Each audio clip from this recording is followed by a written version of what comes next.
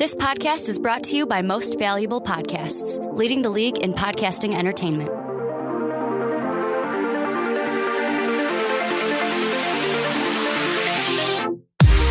What's going on, real MVPs? Welcome inside another episode of What's Your Fantasy? And we are really excited to be back talking fantasy baseball yet again. I'm Brandon Swanson, and across the table from me is Ricky Widmer. What's up, guys? I am very gassy to start this podcast. Good for you. And not like basement gassy, like upstairs gassy? Before this podcast, it was like, wait, burp. And then you started, and I'm like, oh, shit. And I had to turn away because another burp. The only disgusting thing about them is, have you ever had it to where you eat something and then you like later burp it up and you can have that same taste in your mouth? Yes. The taste of mine, the coating from the M&Ms I had earlier. I had some peanut butter M&Ms. So now whenever I burp, I am tasting peanut butter? The candy coating, the chocolate candy coating that's coming up. No, the peanut M&Ms. It has the peanut in it. Yeah. Oh, yeah. But I'm tasting that candy coating as it comes up, and it's not a fun taste. No? No, not the second time around. Not coming up. You never know. Just a weird taste. Just a weird taste to have. Chocolate and candy is usually always I a good apologize taste. if I burp while I talk during this podcast. I don't mean to. It just is happening. We'll let it go. Brandon, I'll allow it. I'll allow it. That'll be fine. But we are excited to talk again fantasy baseball again this week. And before we get into everything, just want to say again for everybody out there, we always love the support that we get from our patrons. And we hope that everybody out there who supports us and who likes what we're doing will go and become a patron. You can just head over to patreon.com and you can sign up to be one. And again, you don't have to give a lot to help support the channel. You can give $1, you can give $10, you can give $100. We really appreciate any and all support that we get from you guys because we're trying to do some big things here. And we cannot necessarily do that without your help. So certainly, if you enjoy what we do, not only on this podcast, but just MVP in general, and you are able to do it, we really would appreciate even that $1 a month because that $1 does go a long ways. I've seen it firsthand, and it really does. So patreon.com, head over there, check it out, and become a patron today. So, Ricky, I'm going to turn it to you now, and I'm going to ask you, where are we in the ever so important fantasy baseball standings? Well, I forgot that we do this, so I had everything prepared for our first topic up, and now I got to go back and find out. Sorry. So, as of today, as we are recording this, not the best, Brandon. I sent you a picture last night. We were in first place at 78 total points. Second place is Team Spencer. They have 57 points, only a 21-point lead between first and second. And as of today, we have fallen in the win column, or somebody else has tied us in the win column for pitchers, and we fell 0.5 today. So now we're only up 77.5 over 57. The horror. So, I mean, we're still in first. The thing that I love is we're killing the batting. Like, we are either first or second in all the batting. So we're first in home runs and RBIs, second in runs, stolen bases, and average. So it's an 8 or 9 in all of those. Then for pitching, we're in second when it comes to saves and whip. We're tied for first when it comes to wins. We're in third in terms of ERA, and then we're really bad on strikeouts. So we have good ERA, we win games, we have a good whip, we save some games. Yeah, don't ask us to strike people out, though, because that's not what our team does. Not what we do. As 9 being the best, we are 4. We have 4 points out of that 9 total. So that would be, let's see, 9, 8, 7, 6, 5, 4. We're in 6th. In terms of strikeouts, but it hasn't hurt us because, like I said, we have a 20.5 point lead over second place right now. We'll take that. We'll take that any day. That's a good thing. So getting into our first topic today, we wanted to talk about a guy who's just been absolutely tearing the cover off the baseball, and it's been fun to watch unless you're opposing pitchers. Certainly, unless you're a Cub fan. They have not been enjoying that at all, and certainly the Cubs didn't enjoy it when they faced him. That's Christian Yelich, the man who leads all of baseball, actually, in home runs and in RBIs, runs batted in, 13 homers and 31 ribbies. He has been doing absolutely outstanding so far this season, Ricky, with a number of multi-home run games. He's been a huge piece to the Milwaukee Brewers, and the Brewers don't even have that great of a record so far this year. They're 13-11. They're ahead of the Cubs. But they are not in first place in the division. I believe as of coming into today, it was the Pittsburgh Pirates.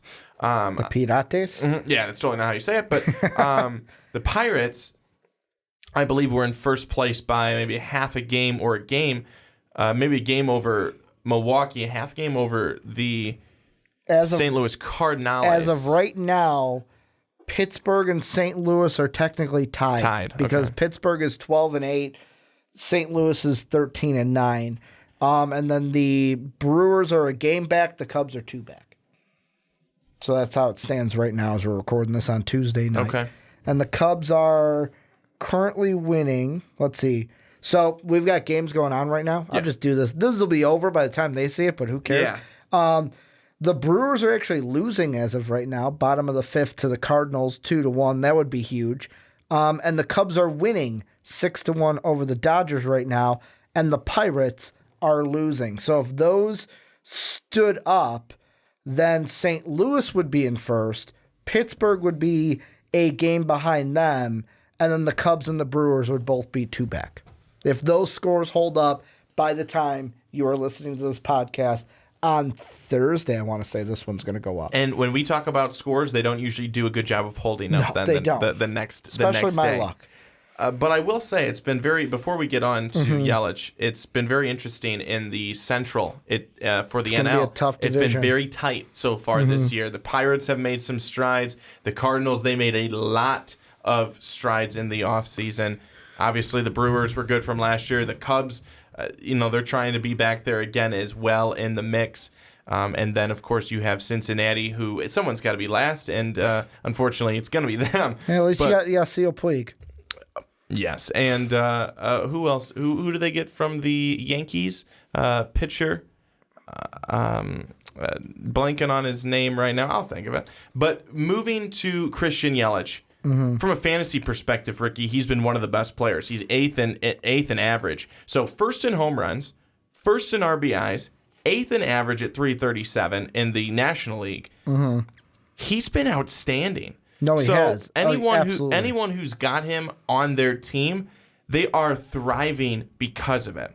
Now, my question, I hate to be a negative Nelly. That's really not my style. Can he keep this up?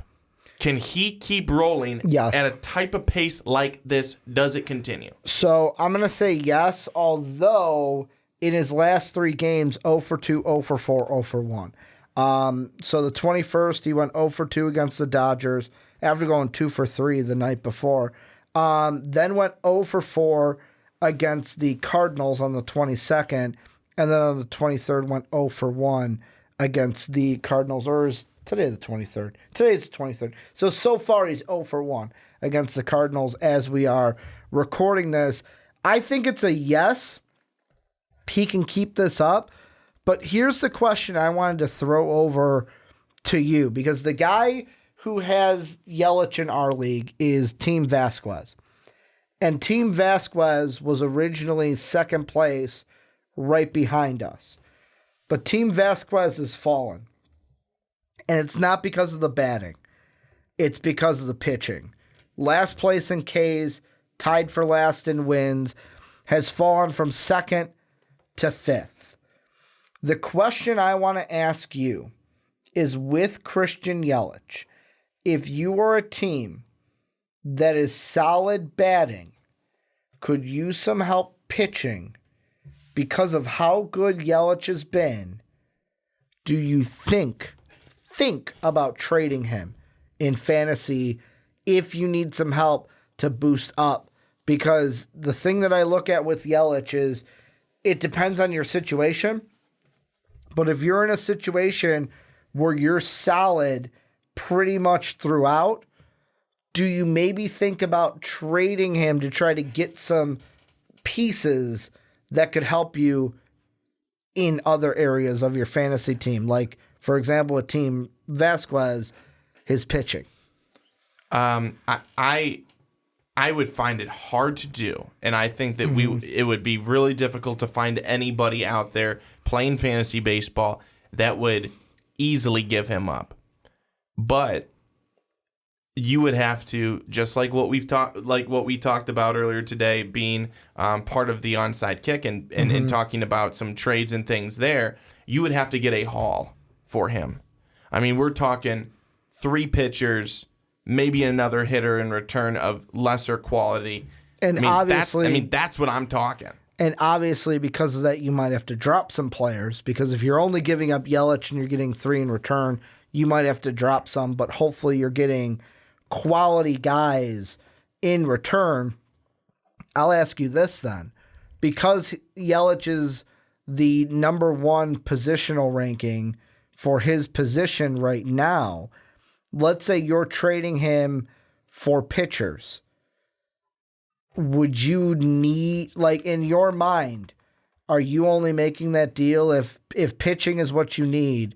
Are you only making that if you're getting the number 1 pitcher, or could you deal with, hey, I'm getting the number 5 and maybe the number 11 and then a hitter to kind of supplement what I'm losing with trading Yelich away? Oh, I need a top guy. I'm looking for a top guy. Would you be okay with a top 5 guy? Like, is it top 5 or nothing? Like, is top 5 okay? Does it need to be top 3? Does it need to be the number 1 overall guy? I would love top 5. I would love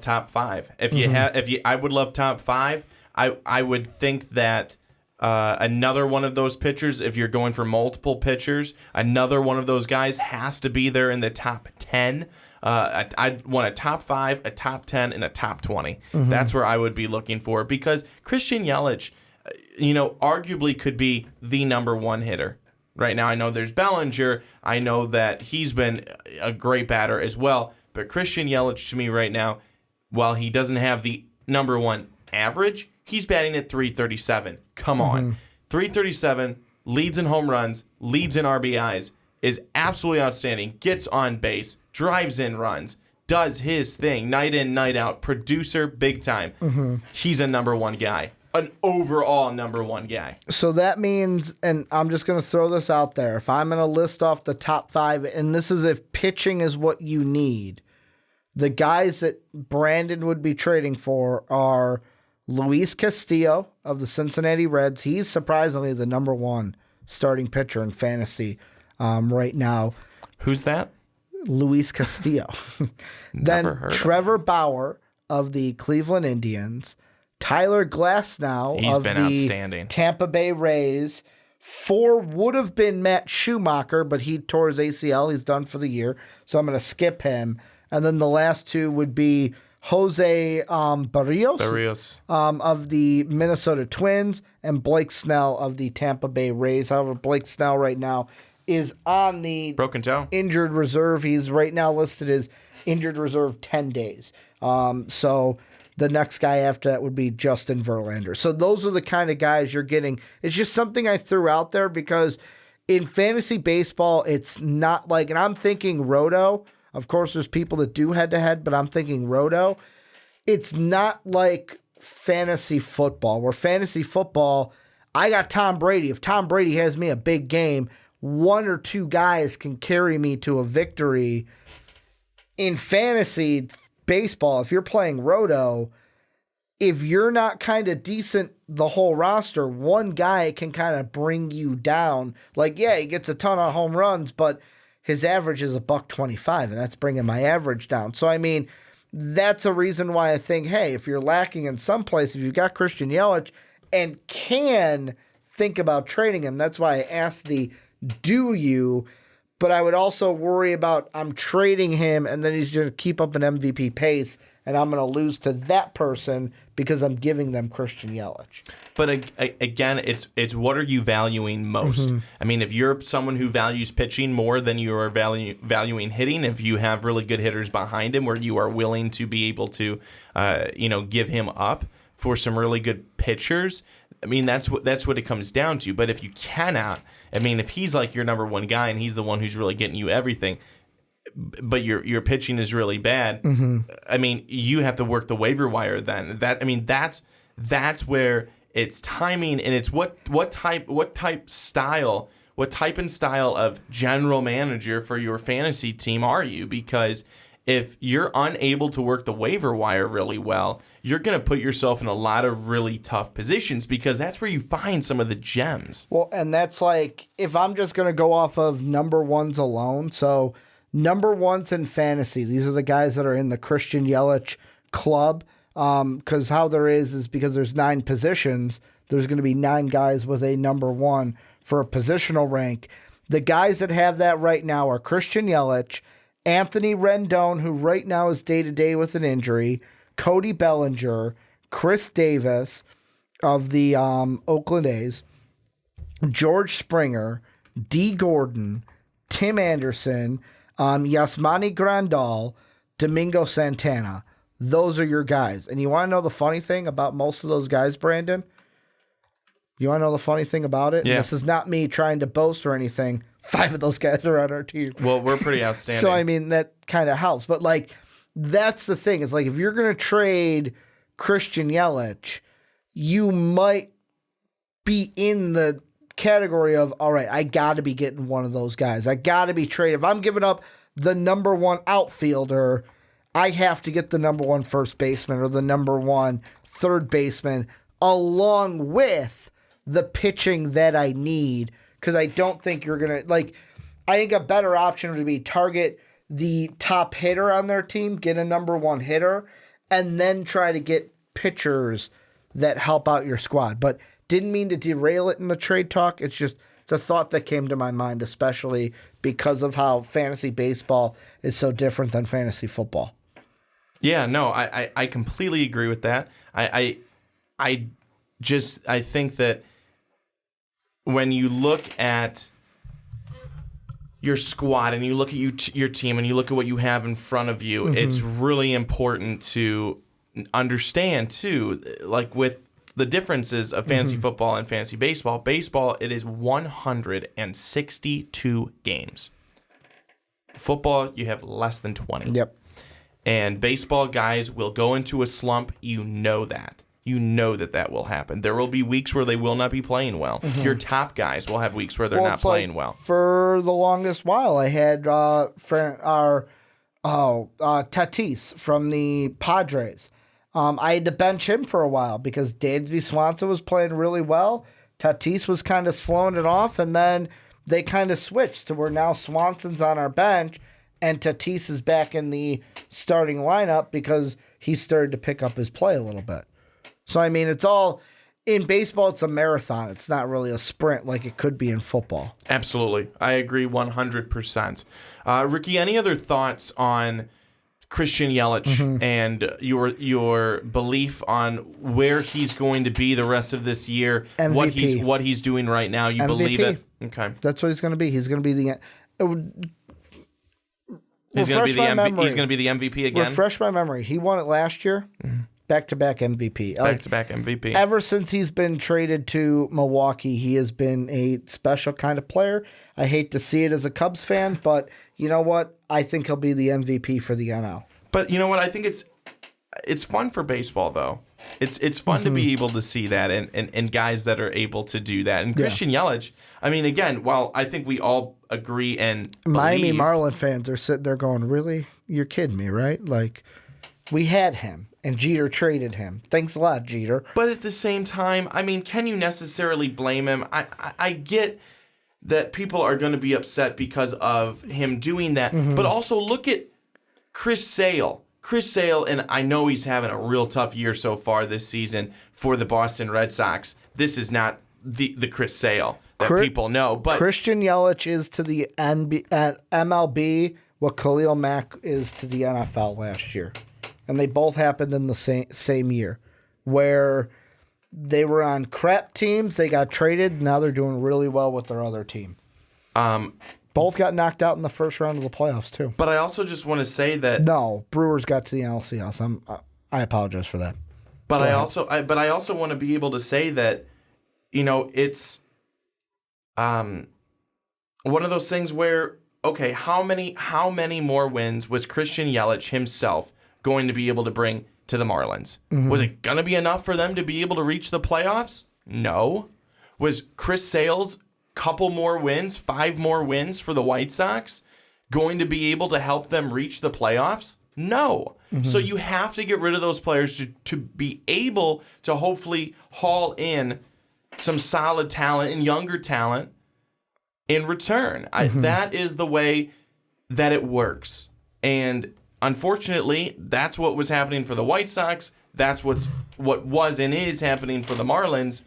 That's just how it goes. So I don't blame Jeter for doing it. I realize and understand that you have to do it, just like I realized and understood that the White Sox had to get rid of Chris Sale because guys want to be able to win. It's not always about the fans and being able to give them a good product. It's also about those guys being able to win and succeed and do everything like that. And Chris Sale was able to win and succeed with the Boston Red Sox last year, and I was very happy to see that. No, and I think that he's going to continue kind of up this tear, and it will be different than Boston. Boston will catch their footing. We talked about them 2 weeks ago, but no, Christian Yelich, I think, is special, and although I threw out the trade discussion for him in fantasy, I probably wouldn't trade him if he was on our team. Well, it'd be hard to. Yeah. It'd be hard to. I mean, even if you had other guys behind him, but it'd be hard to do. Like, it also goes into the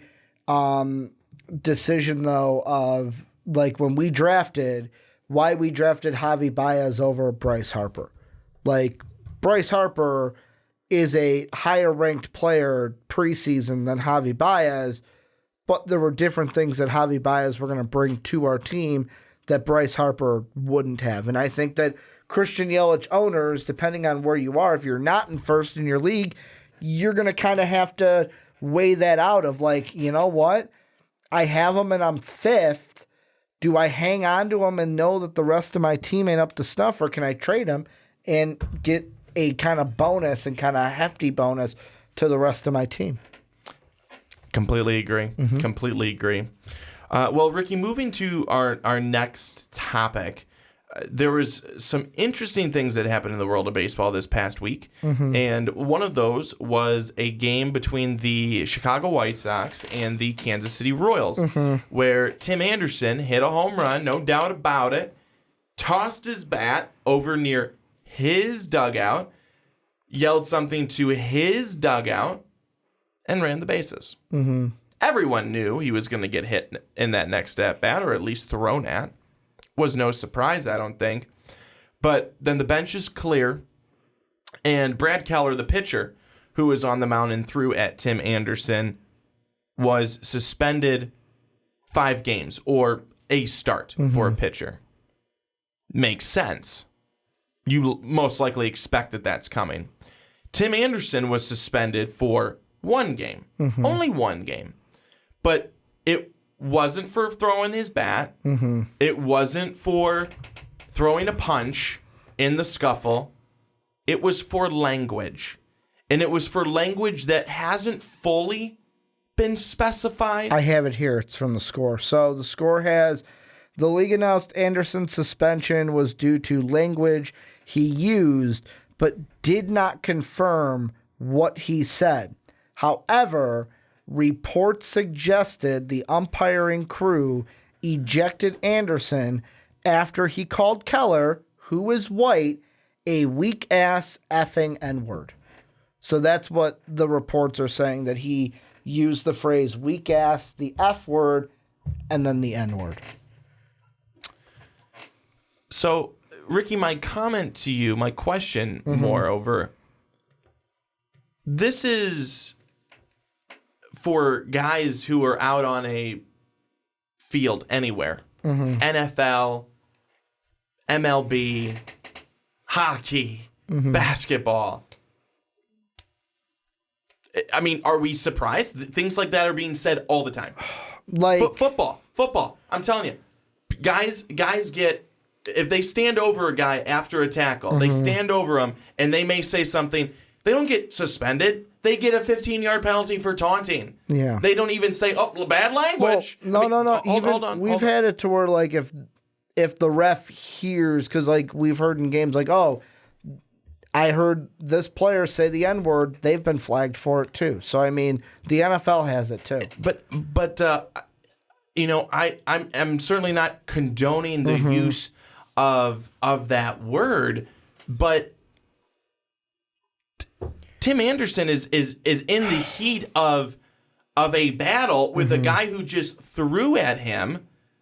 I guess I don't understand. And also, Joe West was on that umpiring crew. Joe West is a loser.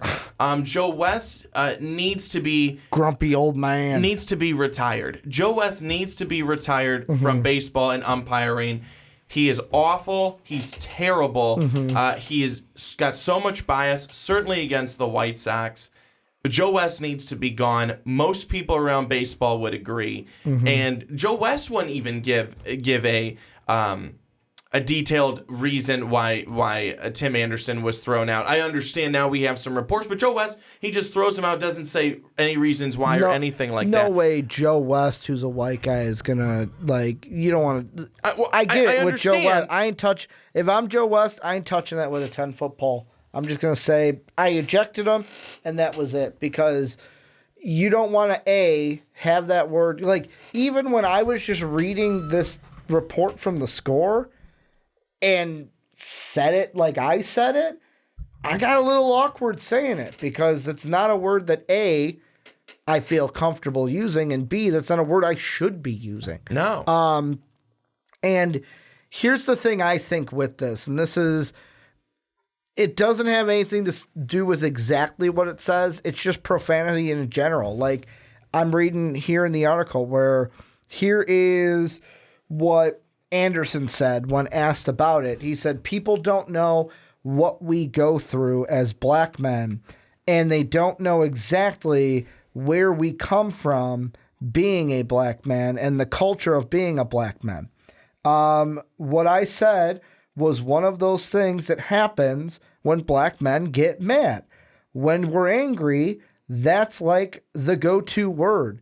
That lets them know that this guy is serious, and it's a culture thing. I didn't mean anything by it, and that's just in my language. And I agree with Tim Anderson.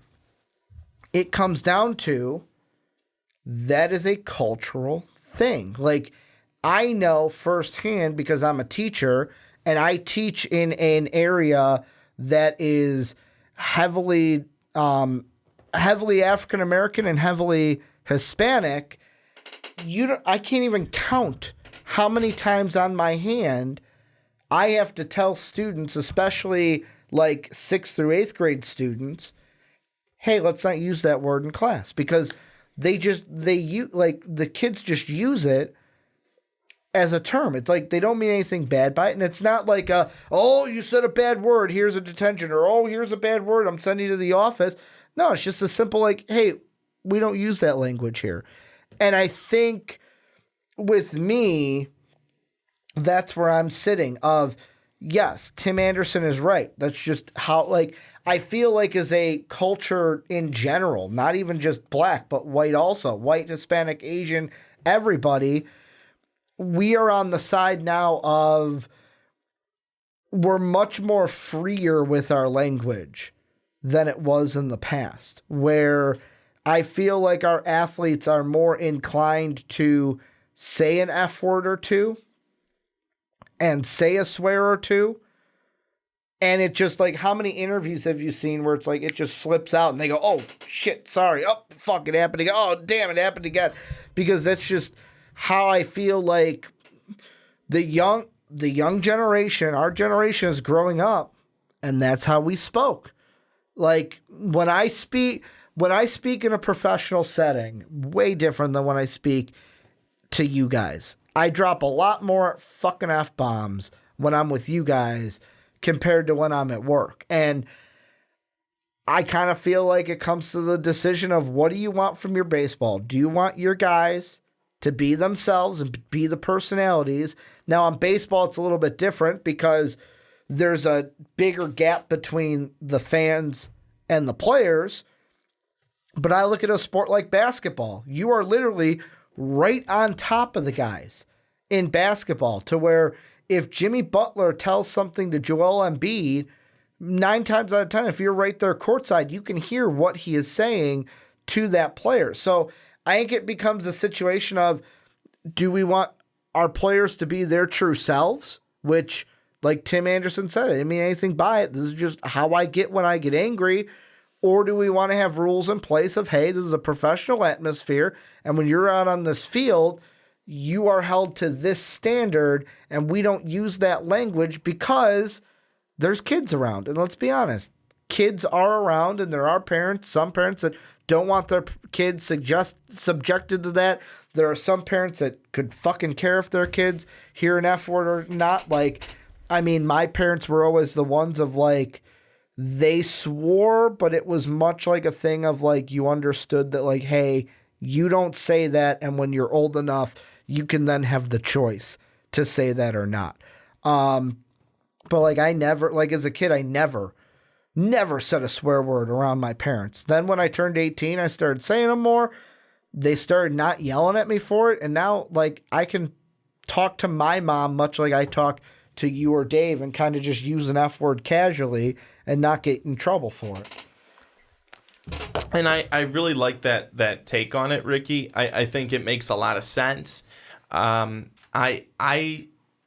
guess I still just don't really understand why Tim Anderson was suspended for the game. But what are we? Dumb Southsiders from Chicago, right? Yes. That's how us ignorant Southsiders talk. We swear like sailors. So, hey, Tim Anderson, he's fitting in.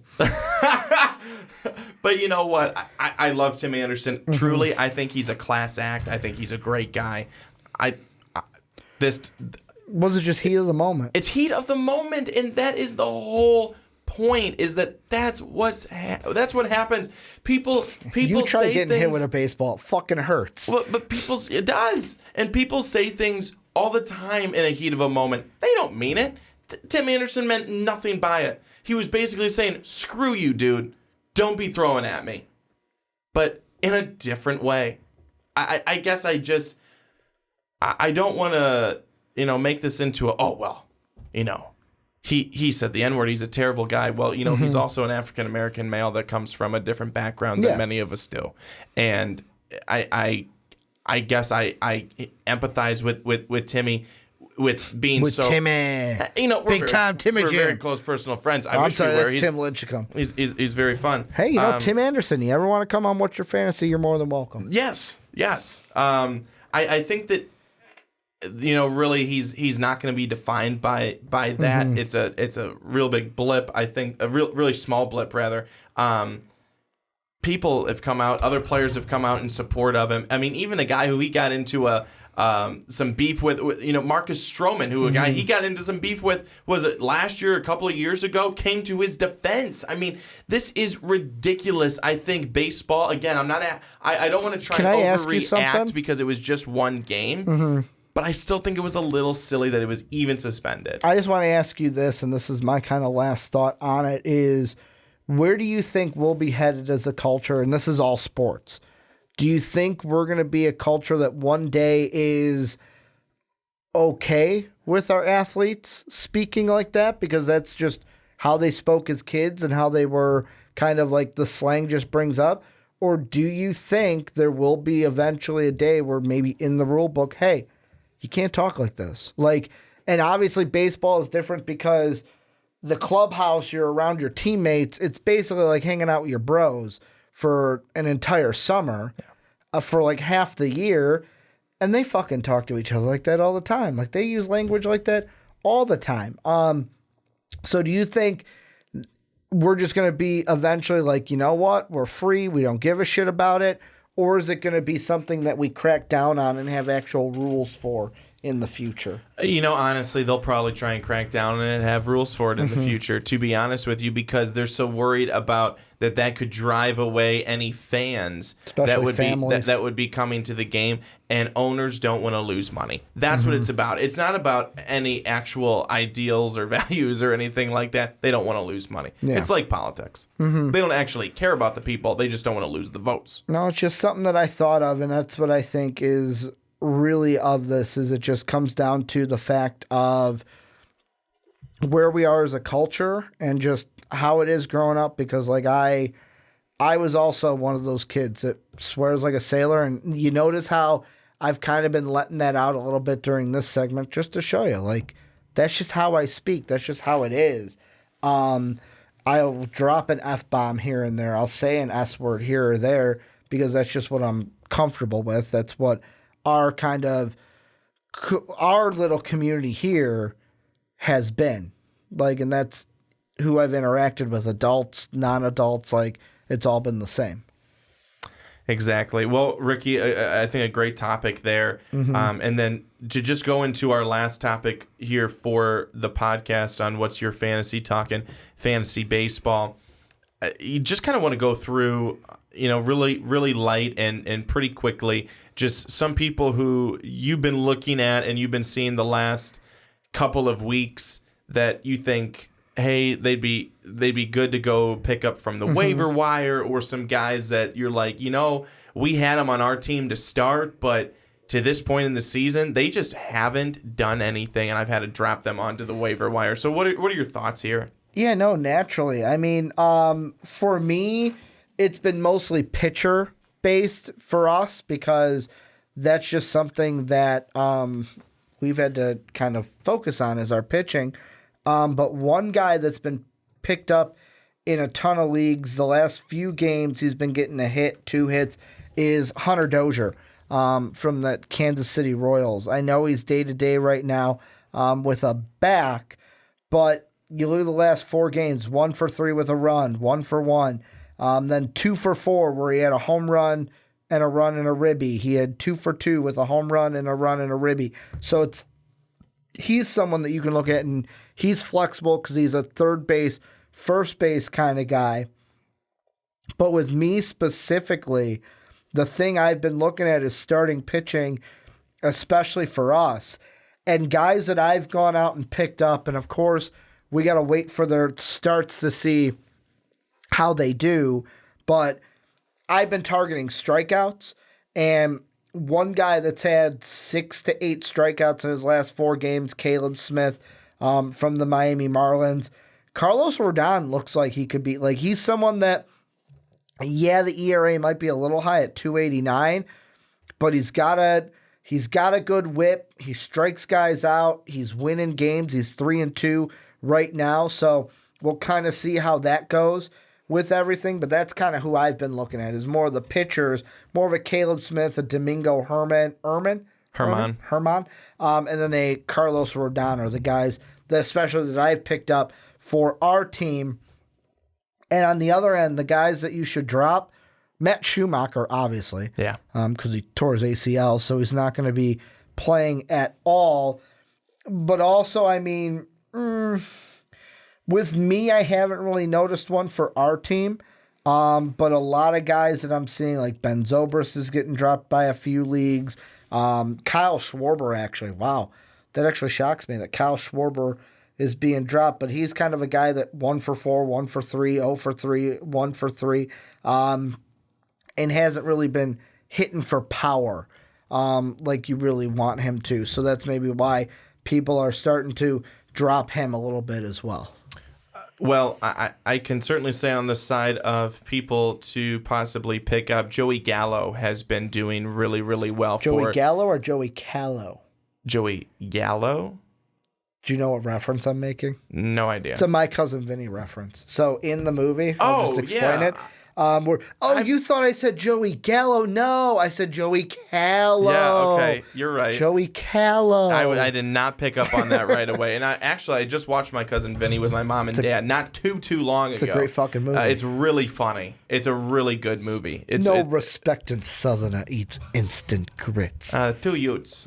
That's right. The Utah, two Utes. It's hysterical. Not one Ute, two Utes. But Joey Gallo, Gallo with the G, makes the G sound. He's actually been having a really good season. In his last 7 games, batting .440, 4 homers, 11 RBIs. The reason I bring up Joey Gallo is because you watched my cousin video. While he's a guy who usually can hit for power, he does not hit for average. He's been at .273 so far this season. 8 homers, 22 RBIs. Certainly striking out less and making more contact with the baseball. So that's certainly a guy that if he's anywhere available, which he may not be at this point, certainly someone to pick up. A guy to definitely drop if he hasn't been dropped already. Jesus Aguilar from the Milwaukee Brewers. This is a guy last year who was able Talking praise about one Brewer, smacking his teammate. This is a guy last year who hit a ton of home runs and was a huge part of why the Milwaukee Brewers. I feel like every time now I say huge, I have to go in to say huge. It's just like something that's now been built into me. It's gonna be huge. From so huge. many Have bits. you seen my hair? Have you seen everything? My forehead? It's huge. My hands. My hands. My hands are huge. They're huge. Like other things, they're huge. And most people would disagree. But I think that with Jesus Aguilar, he's come so full circle, not in a good way, from last year being able to hit so many home runs, such a clutch hitter. A big reason why Milwaukee was able to beat the Cubs in that 1-game playoff, and then why Milwaukee was able to continue to roll in the playoffs to a point. But this year, his last 7 ball games, he's batting .095 with no homers and no RBIs. And for the season, he's batting at .134, no homers, 5 RBIs. So the production's not there, especially from the home runs. No production, no production at all. He's not having anywhere near the season that he was having last year. So Jesus Aguilar, a guy who really so far this year is struggling. If he's still on your team, you're probably not doing well in fantasy baseball. Ricky, any final thoughts? Any final thoughts that I have is no. I thought it was a really good show. And that's the thing about the baseball season, that you get these every 2 weeks. So it's just one of those where it's like, I'm so used to doing them week after week to where you don't get your fantasy fix as often as I'd like. You do not. And before we go off, there is something on Twitter that I want to check because there was someone who had tweeted me and said, Zion Florex said, when will we see Dallas Keuchel and Craig Kimbrell signing with an MLB team? We're now going a full month of the season. And I didn't want to go without bringing that up. And I think that I guess I don't know. I'll be honest. I am shocked as well. I'm surprised. Yep, that emoji, 100%. I thought that if nobody else, that Craig Kimbrell was going to be signed because teams may need to wait a little while for a starting pitcher. But everybody needs bullpen help. Everyone, all the time, even early on in the season. Remember when I drafted Dallas Keuchel? Because I was like, hey, he's going to get picked up by a team. Well, we thought so. And then I dropped his ass like a week into the season. It's really unfortunate, but it was actually the last team that I've heard is interested in both of those players is the Milwaukee Brewers. Naturally. So the rich Ricky's keep like, getting richer. Come on. Maybe the Cubs could. Maybe we can trade him Darvish. Yeah, we can trade him Darvish. You can get Dallas Keuchel. Milwaukee, you want right? You want Darvish, right? No, I don't. He helped you win a World Series. No, he didn't. That wasn't the. That wasn't the. He was on the Dodgers to help the Royals win the World Series. Is that who beat the Dodgers? Astros. See, my memory's all wonky this late at night. It was the Astros, right? It was the Astros versus the Dodgers that he blew the 2 games. Yeah. Okay. I'm just trying to remember. Yeah, it was. Yes, 2 years ago. Help me out here, Brandon. Take this one home. But Ricky's like, get us out of here. But both of those players, just to final that up. Ricky, you're drunk. Go home. Saying Ricky, you're drunk. Go home, and actually mean it is something that I don't think will ever happen. No. However, I'd be excited if it did. Ricky, not a big drinker, and that's fine. You're a better person because of it.